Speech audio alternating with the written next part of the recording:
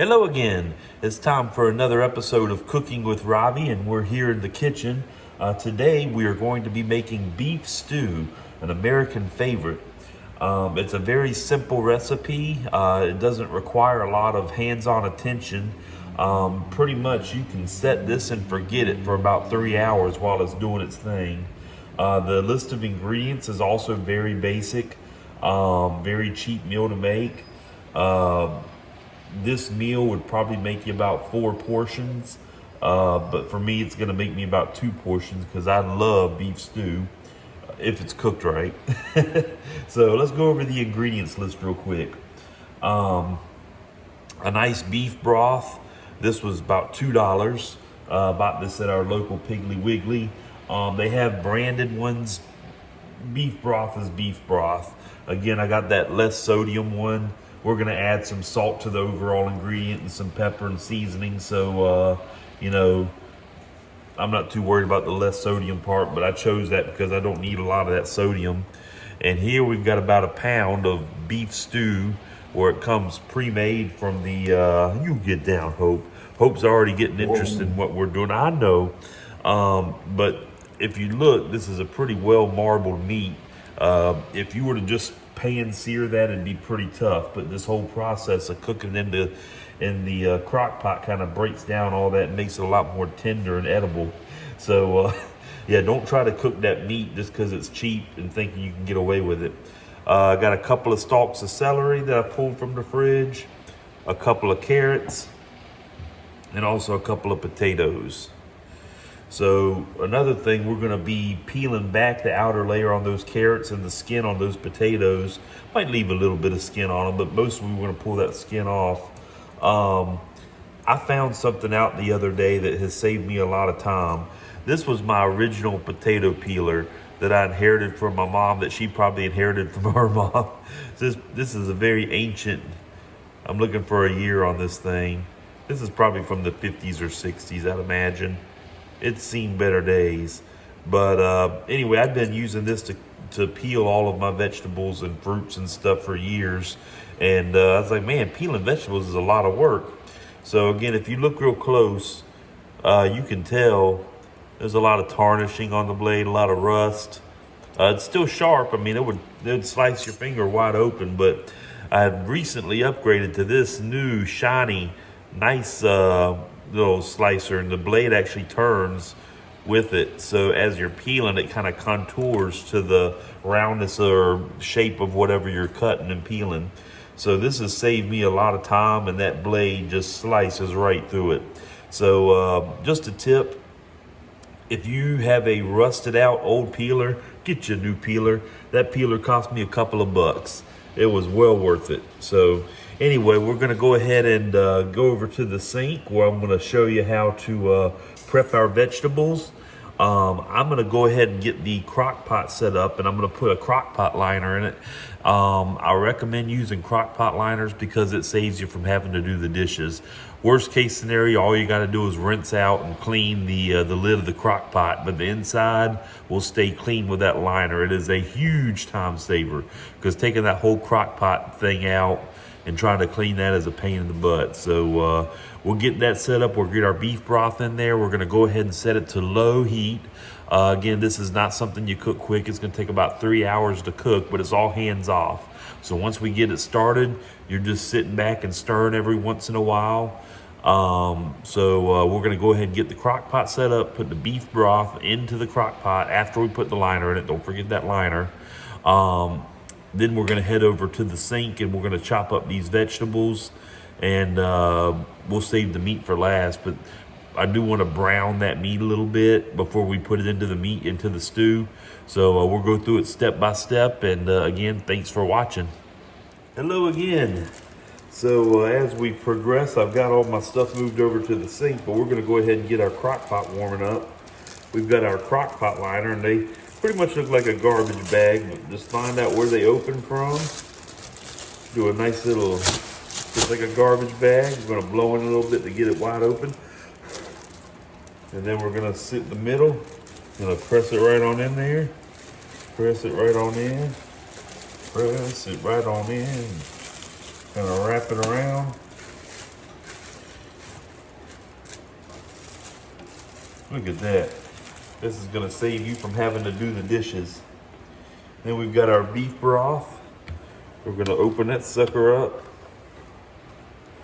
Now, you can keep beef broth, so if you don't want to use all of this, I'm gonna go ahead and use all of it, but you could keep it for maybe a couple of weeks in the fridge, but I promise you, you don't want to forget about it, because I did that once, and trust me, it was disgusting.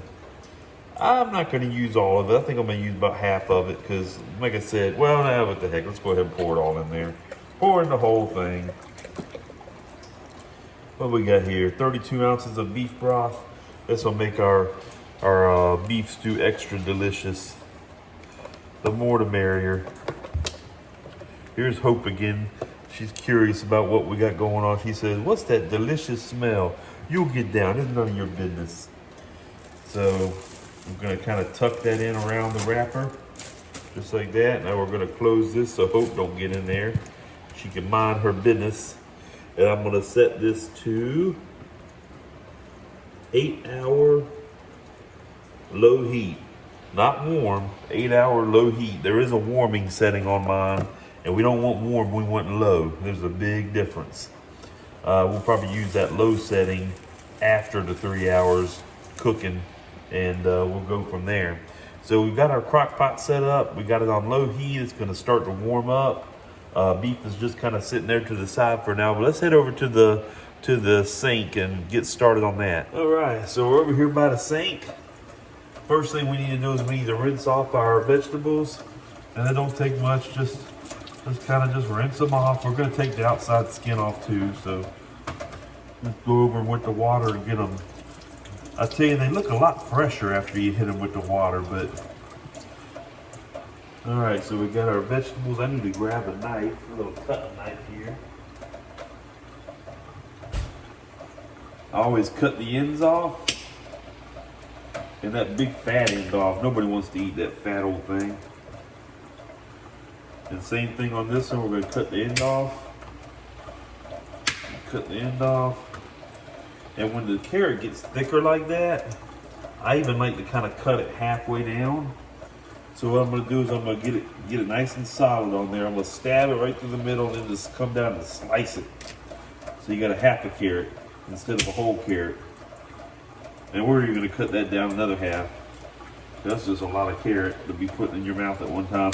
You got to be thinking this is a stew. So as you're eating it, you want to think bite size. You want these things to be complements to the beef, not the whole meal itself. Unless you really like carrots, and then you can leave them as big as you want. But I am not terribly fond of carrots, but that's just the way the recipe is, so we're adding them anyway. Nice little bits and pieces of carrot in there. There we go. Just kind of putting our unusables off to the side. And again, I'm going to just cut right down. I'm going to stab halfway down the carrot and just come down like a cleaver and split the carrot. And then we're gonna cut it. So you got 2 hunks of carrot there. Then we're gonna cut it again into a quarter. And a quarter. Because I don't like carrots. I ain't afraid to say it. I'll eat them. See, I'll eat them. But I'm not terribly fond of carrots. Or any vegetable for that matter. But they're good for you. Actually, that's not half bad. When you're hungry, everything tastes good. I'm going with splitting it. I did the quarters.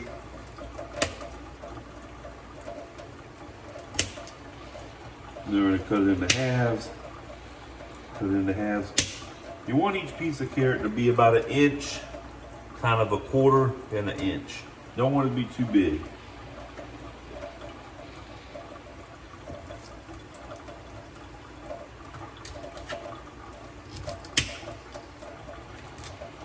When it gets down to the back of the smaller part of the carrot, you can cut it into halves, but that bigger part of the carrot toward the top, you don't want to eat that whole chunk of carrot. Nice small little pieces. All right, carrots are ready. Let's go ahead and throw them into the beef stew.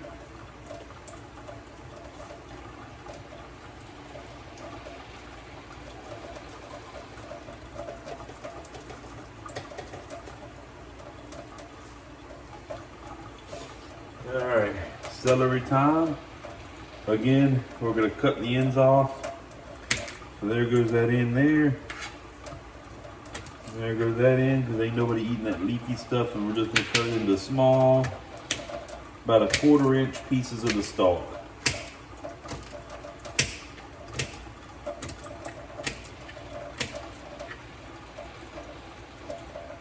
That's about how big you want your celery pieces to be. Just little 1/4 inch pieces.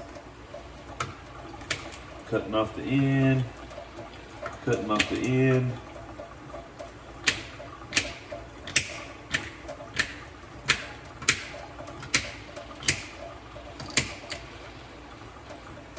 Alright, now we got our celery. So that's heading over to the beef stew.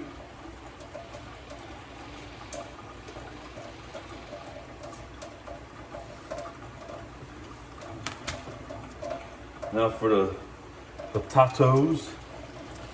I'm gonna rinse these off real good. Potatoes are dirty. They are dirty. A lot of people say that the nutrients are in the skin. That may be true, I don't know. But they're just a dirty thing. So I like to have a cup underneath or something to catch all these potato skins from going into the sink. So I'm gonna kind of aim these a little bit. And look at how smooth that new slicer goes right through that potato. No problem.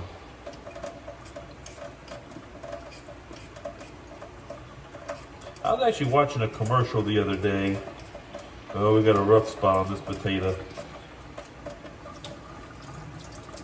Every once in a while when you peel back a potato, you'll hit a spot that's just kind of nasty looking. And I guess that's actually what this tool here on this thing is made for, but I'm just gonna keep slicing until it's gone. Because if you peel back enough, eventually the spot goes away and you got a decent potato underneath.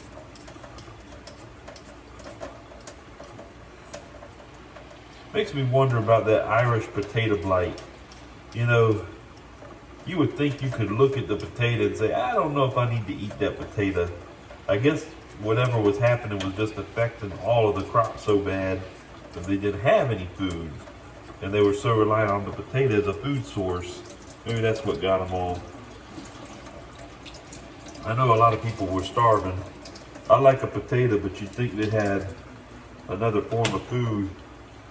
You know, bread is a pretty easy thing to make, but anyway, back to these potatoes. I'm gonna cut it right down the middle, just like we did those carrots. Stab it, let the knife cut through. Let that knife cut through. And I'm gonna put that flat end of each side of the potato down. I'm gonna cut, cut, cut, cut, and cut. And I'm gonna do one more. I'm gonna take those smaller pieces to the side. I'm gonna do one more cut down the middle. There we go. Now we got us some nice chunks of potato there. And again, I'm gonna cut, cut, cut, and one more cut. I move the small pieces out the way, and I'm gonna do a cut right down the middle. Too easy. And what do we do with them? We're gonna put them in the stew. There we go, a nice one potato in the stew.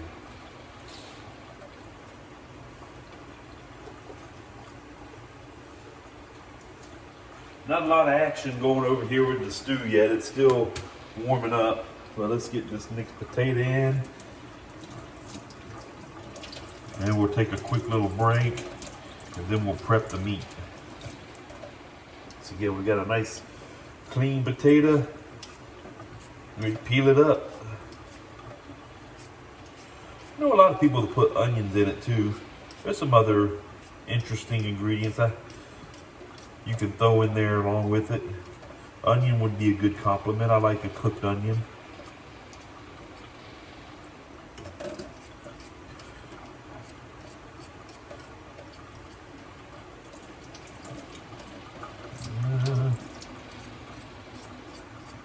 They say a master chef is the only one that can really talk while they're peeling potatoes.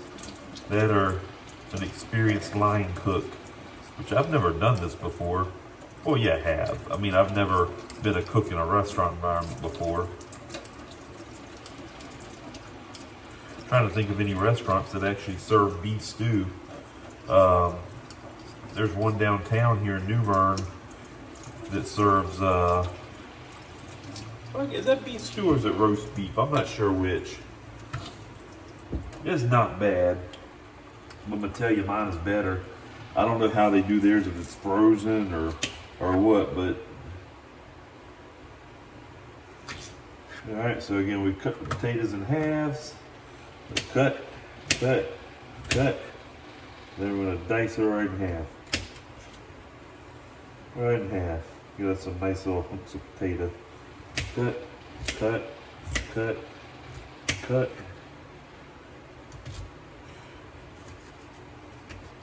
And we cut it in half. There we go. You want to make sure all these pieces separate. You don't want any big hunks of potato in there.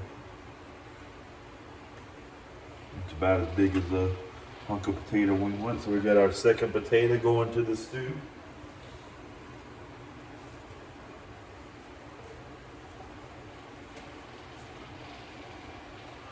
All right, and clean up is a cinch. We take all these leftover pieces, we put them on our cutting board. We grab up all of these potato skins that went everywhere but where I wanted them to go.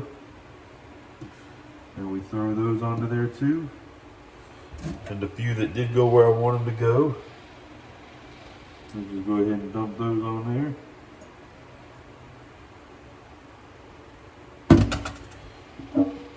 If you want to talk about a bad smell, if you don't get all these potatoes out of your sink and you leave it for a few days, you'll have a smell. You get them wet potatoes in there starting to rot. That's about a pretty bad smell. I think we got them all. Easy peasy clean up. And rinse it out real good. We're well on our way to having a beef stew. All right, we're back for the getting ready for the prime part of the beef stew, the beef. So we've got our little or pound of beef stew here. We've got a mixer here, slow cooker hearty beef stew from McCormick. So we're gonna shake this up. It's about $1. Trust me, it's worth it. It makes the stew taste good. Now that we got all the ingredients, put the beef in there, we're gonna go ahead and put this in there. And we're just gonna sprinkle it right in there. I'll put the whole thing in there. It's a blend of spices. It'll make it good. Notice I'm not stirring it in yet. I'm just gonna let it kind of ease in there. So we're gonna go ahead and open up our beef. And I just took our cutting platform that we were using for the vegetables. Hope, get down, down. You'll get down. I don't need your help. You get down. You'll get to taste some later. So again, we're getting our beef out. And we're just gonna plop it right down onto our little thing. We're gonna pull this up. Another tip from Robbie, before you put this in the garbage, the platter, rinse it off. Get all that blood off of it. That way it won't be stinking a couple of days later. So just gonna rinse that off real quick. Rinse it off, rinse it off, rinse it off. It's still gonna be pretty nasty and you still don't want it to stay inside for more than a couple of days, but at least this will buy you a little bit of time washing that off.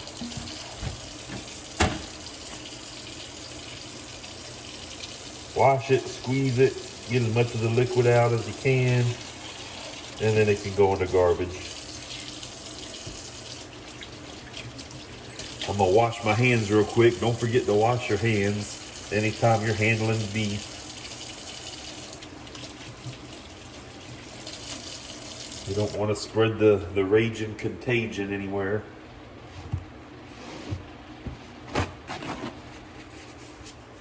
All right, so we got our nice hunk of beef here. We're gonna start out with the basics. We're gonna grind us up some pepper on it real quick. Just coat it real nice with some of that pepper.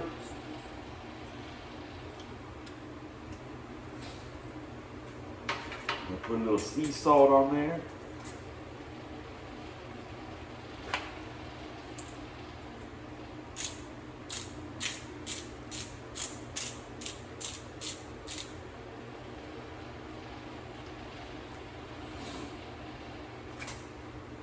I'll go ahead and get us out a nice big pan.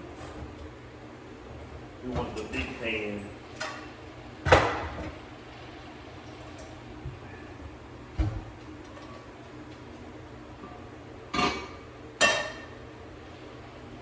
Go ahead and get that front going on low heat.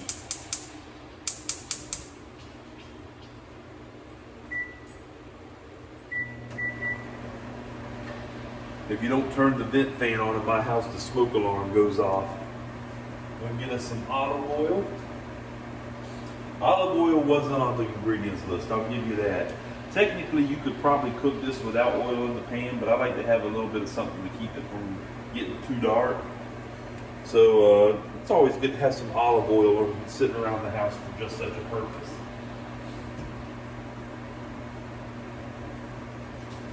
We're just gonna shake it up and let that olive oil spread all over the pan there. There we go, let it warm up a little bit, give it a few seconds.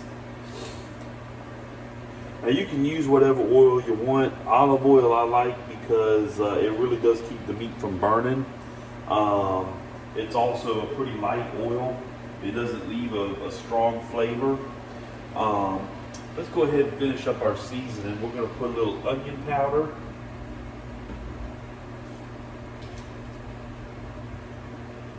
Just kind of lightly sprinkle that on there. We've got some garlic powder. And we're just going to lightly sprinkle that on there. And just a little bit of rosemary. We're going to let that sit here in the pan. Kind of sprinkle that in there on that oil, it'll start to sizzle up. All right.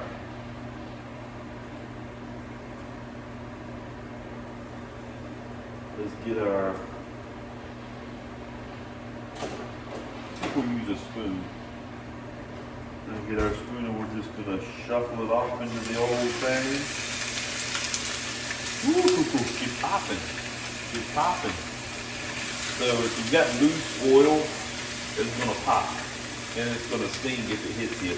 Notice I'm wearing armor while I cook. But it ain't nothing for it to come up and pop you in the eye or get you in the face, and it hurts when it does. So the best option, just kind of shake it around, let it get up some of that loose oil. It'll help it from sizzling so bad. If you put too much oil down, it's just going to sizzle a lot until it eats it up. And again, we're cooking it on kind of a medium right now. We just kind of want to sear it almost. Well, not sear it, but brown the hair.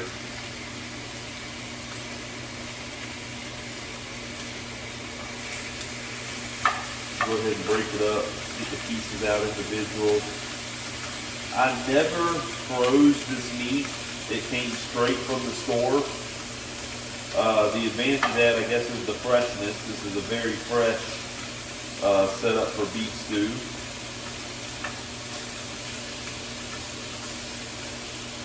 Me personally, unless I had a really professional chef doing the job of cooking it, I probably couldn't tell the difference between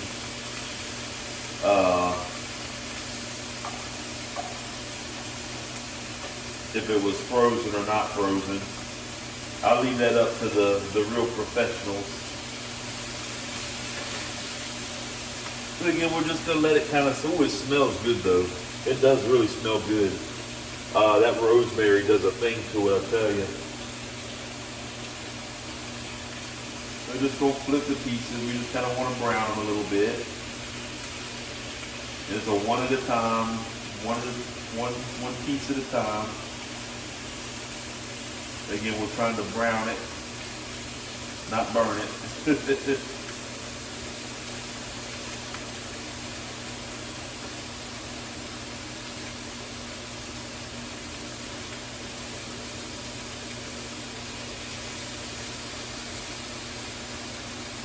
This is probably the most time-intensive part of the whole recipe is flipping it to brown everything.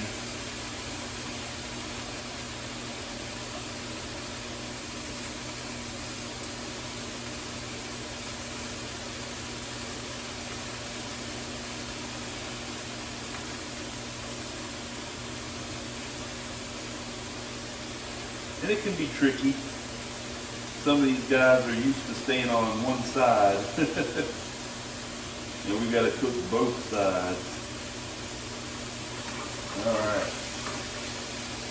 So now that it's all cooking on the side that we seasoned, we're going to season the other side. The more seasoning, the better.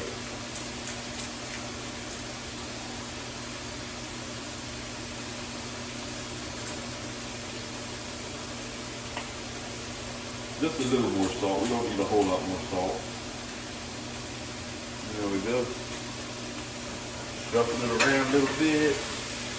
And let's lower that heat.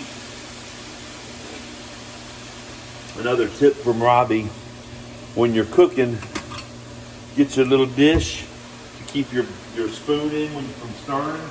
That way you don't make a mess on the countertop. So now we're going to spoon and stir.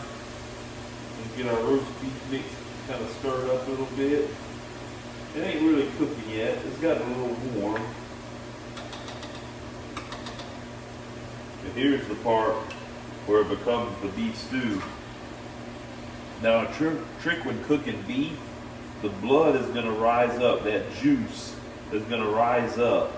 And you'll see those red liquid spots kind of spouting out on one side. That means you're done cooking on that side and flip it. And in this case, since we don't really want to cook it on the pan, I'm going to go ahead and cut the heat. Some of the thinner spots were starting to bleed out. And it's not blood. I know it's not blood. It's the juices, the good stuff. And we don't want to lose any of that good stuff. The grease and all is going in the pan. So very carefully, because you don't want to splash a whole lot. Just kind of a little bit at a time and just let the pieces just fall right in there. Oh yeah.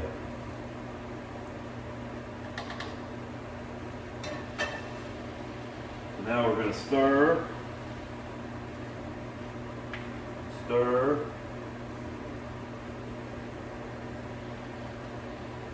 And make sure everything's nice and mixed up. And that's it. Close the lid. Come back every half hour and stir it. And you're done. In about 3 hours, you'll be able to eat, and you'll have one of the best, deliciousest meals you've ever had. All right. Well, we'll come back when the meal is done, and we're prepping a bowl, and we'll see how we did. So we'll be back in a bit. All right. So we've got our beef stew. It's been cooking about an hour and a half now. It's getting pretty close to being ready. One thing I noticed, it was pretty thin. The stew was looking more like a soup, and the way you fix that is you add the ingredient that I forgot to add. We put about a cup of flour in there and mixed it in, and now we've got it looking a little bit more like a stew than a soup. So we'll give you a quick look here. It's starting to mix up really well, smelling very good. So here in a little bit, it'll be time to eat. I think I'm gonna make a piece of toast to go along with it, and we'll be looking good in about an hour. So we'll let you see the finished product, and we'll go from there, but we're almost there.